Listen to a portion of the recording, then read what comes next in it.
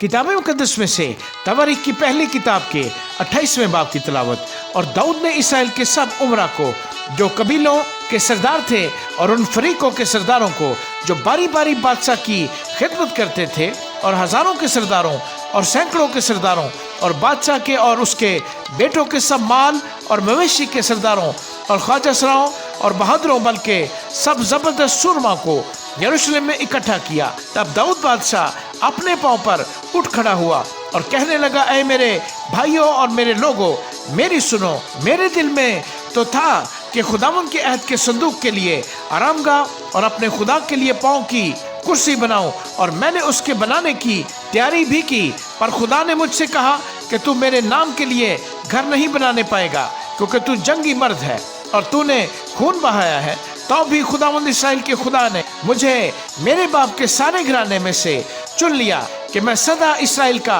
बादशाह रहूं, क्योंकि उसने यहूदा को पेशवा होने के लिए मुंतखब किया और यहूदा के घराने में से मेरे बाप के घराने को चुना है, और मेरे बाप के बेटों में से मुझे पसंद किया ताकि मुझे सारे इस्राएल का बादशाह बनाए। और मेरे सब बेटों में से, क्योंकि खुदावंद ने मुझे बहुत से बेटे दिए हैं, उसने मेरे बेटे सुलेमान को पसंद किया ताकि वो इस्राएल पर खुदावंद की सल्तनत के तख्त पर बैठे। और उसने मुझसे कहा कि तेरा बेटा सुलेमान मेरे घर और मेरी बारगाहों को बनाएगा, क्योंकि मैंने उसे चुन लिया है कि वो मेरा बेटा हो और मैं उसका बाप होऊंगा। और अगर वो मेरे हुक्मों और फरमानों पर अमल करने में साबित कदम रहे जैसा आज के दिन है, तो मैं उसकी बादशाही हमेशा तक कायम रखूंगा। बस अब सारे इस्राएल यानी खुदावंद की जमात के रूबरू और हमारे खुदा के हजूर तुम खुदावंद अपने खुदा के सब हुक्मों को मानो और उनके तालब हो, ताकि तुम इस अच्छे मुल्क के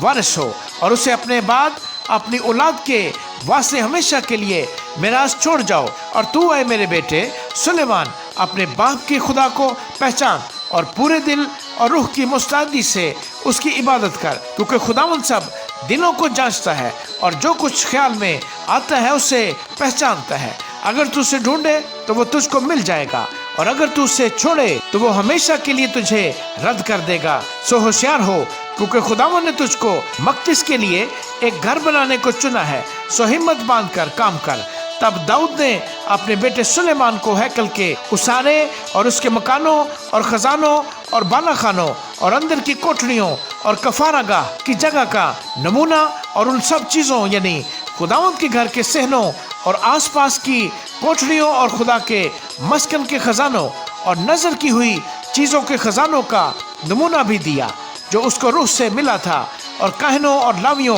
के फरीकों और खुदावंद के मस्कन की इबादत के सब काम और खुदावंद के मस्कन की इबादत के सब ज़रूफ के लिए यानी सोने के ज़रूफ के वास्ते सोना तोल कर हर तरह की खिदमत के सब ज़रूफ के लिए, और चांदी के सब ज़रूफ के वास्ते चांदी तोल कर हर तरह की खिदमत के सब ज़रूफ के लिए, और सोने के शमादानों और उसके चिरागों के वास्ते एक एक शमादान और उसके चिरागों का सोना तोल कर, और चांदी के शमादानों के वास्ते एक एक शमादान और उसके चिरागों के लिए हर शमादान के इस्तेमाल के मुताबिक चांदी तोल कर, और नज़र की रोटी की मेज़ों के वास्ते एक एक मेज़ के लिए सोना तोल कर, और चांदी की मेज़ों के लिए चांदी, और कांटों और कटोरों और प्यालों के लिए खाली सोना दिया, और सुनहले प्यालों के वास्ते एक एक प्याले के लिए तोल कर, और चांदी के प्यालों के वास्ते एक एक प्याले के लिए तोल कर, और बखूर की कुर्बानगाह के लिए चोखा सोना तोल कर,